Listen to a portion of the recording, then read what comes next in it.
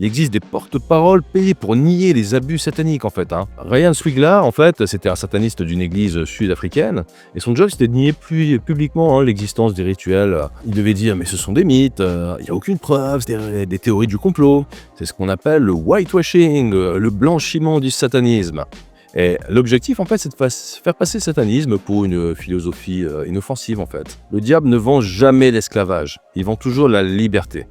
Et l'occultisme promet 3 choses. Il promet le pouvoir, le contrôle sur ta vie et sur les autres, l'autorité, le respect et la reconnaissance, et la connaissance secrète, l'accès aux vérités cachées.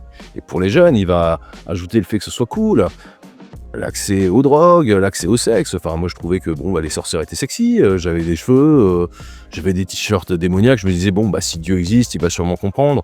Mais non, en fait, ça n'enlève pas les conséquences, et ces conséquences qui peuvent être mortelles, d'accord, qui peuvent vraiment détruire des gens dans votre famille, y compris les faire mourir. Mais voici, en fait, ce que Satan livre réellement, en fait. Même si on peut avoir du pouvoir, etc., ou d'argent, il va livrer la dépendance, du contrôle démoniaque, de l'esclavage spirituel. Parce que Satan, c'est un menteur, c'est le père du mensonge. Il promet la liberté, mais en fait, il enchaîne. Jésus, il délivre vraiment. Si vous êtes le fils affranchi, vous serez vraiment libre.